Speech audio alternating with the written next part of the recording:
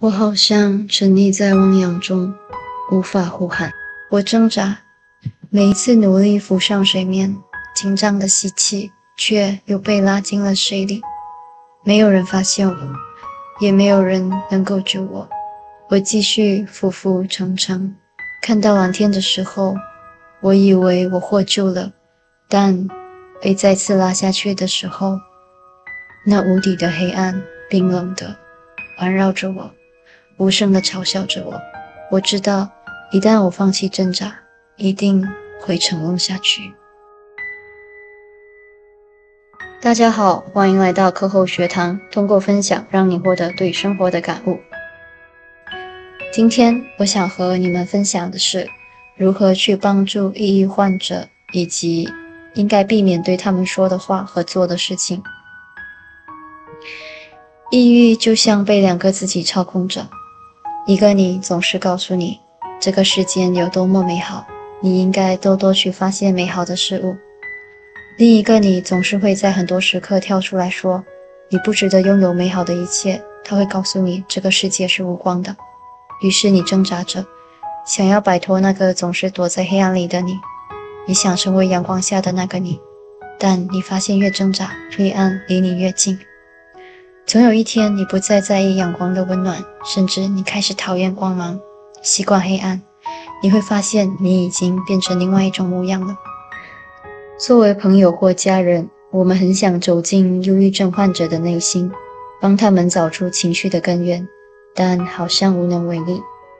其实想要给忧郁症患者温暖与关怀，并没有我们想象中的那么难。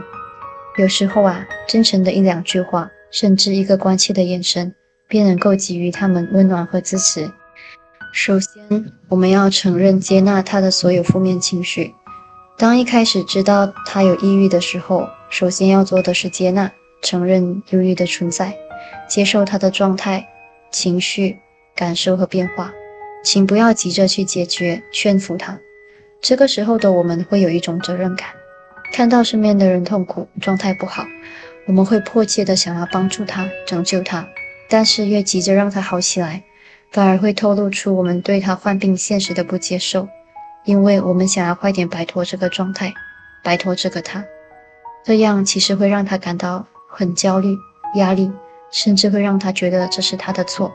这时候的我们可以给他毫无疑问的信任，陪着他，尽管你无法了解他内心的痛苦，但你要完全相信他能够在这场战斗中获胜，这便会缓和他巨大的孤独感。二，不要责怪、埋怨他。我曾告诉亲近的朋友，我觉得很累，做什么都没有动力，不想再继续下去了。朋友很生气，他问我说，你知道这个世界上有多少人想活下去吗？你是有多矫情，就这么点事你过不去吗？如果你和我一样，你一定会感受到那是多么的恐惧，多么的无力。我变得更讨厌自己，也更加沉默。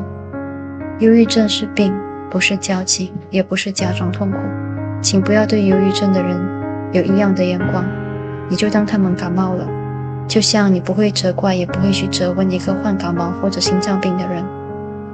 你可以对他说，我不知道那是什么感觉，但我相信你一定很辛苦，这一切一定很不容易，别怕，我会一直陪着你。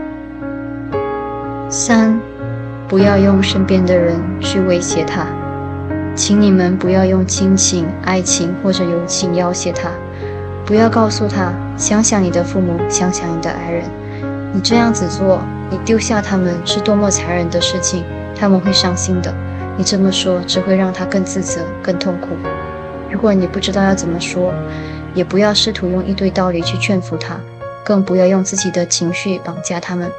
如果你真的在乎他们，你可以安静的聆听，行动上的帮助、陪伴在他们身边，都好比这些咄咄逼人好得多。四，不要过分的关注他们。你的过分关注和担忧会让他们感觉压力，他们会试图逼着自己好起来，或者把自己不好的状态隐藏起来，又或者把自己给关起来。你要做的是恰到好处的关心，观察到他需要倾诉的时候去聆听，不舒服的时候，可能慰问他，关心他，难过的时候陪在他身边。5. 允许他的感受，在他不会危及到自己和其他人安全的情况下，顺着他吧，随便他想做什么，不管在家躺着哭，还是看看窗外发呆不睡觉，允许他和他的抑郁相处，不强迫他说话。他和你说话，你就回应他，他不说，你也别逼着他说。他们的情绪很容易受到影响，一点小事也可能让他们崩溃，比如系不好鞋带，拿着的东西不小心掉了，衣服纽扣错了。这时候请不要对他们说，哎呀，就这小件事，你需要那么难过伤心吗？你看到的或许只是这些小事，可你看不到的是他经历过的那些事，压抑的各种情绪。6. 倾听他们。抑郁者向你表达自己的不快乐，你要做的不是反驳，也不是无力的安抚，而是倾听。他们不缺答案，也不是想要找你要任何答案。盲目的安慰只会堵上他们的嘴，划伤他们的心。我们需要的是共情，共情是我懂你难过，但我不评价，我不建议，我陪着你，陪你哭，听你说，不急于让你变成我期待的样子。也许我不能完全理解你的经历和感受，如果你想说，我会认真听，但如果你沉默不语，我也会始终在你身边陪着你。7. 肯定他们的价值。忧郁症的他们对自己评价很低，会觉得自己很多东西做不好。我们可以多肯定他们，让他们慢慢找到自己的价值。我们可以对他们说，你承受了那么多痛苦，但你依然在努力，这是多么不容易，我为你感到骄傲。你也可以说，还好有你在，我们的课业都完成得很顺利呀。你也可以说，你呀，永远都是最好的，都是胜过别人的，至少在我这里。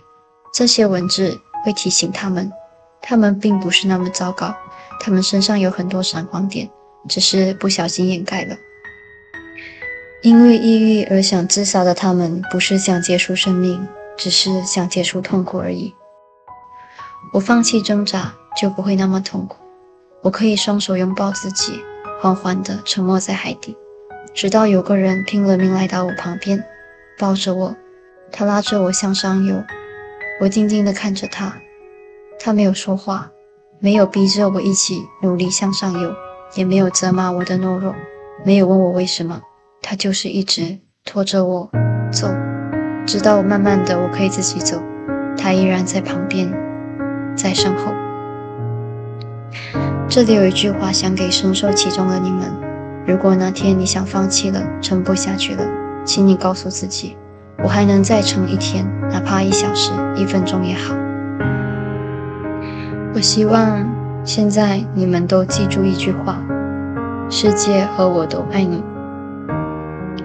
现在我想把一句话送给愿意帮助忧郁症的你们，谢谢你们，我希望你们能成为温暖他们的那个人。今天的话题就到此结束了，如果你有任何感受，欢迎留言。如果你喜欢我们的影片，请帮我们点击赞、分享以及订阅，记得打开小铃铛。我们下一期见啦，拜。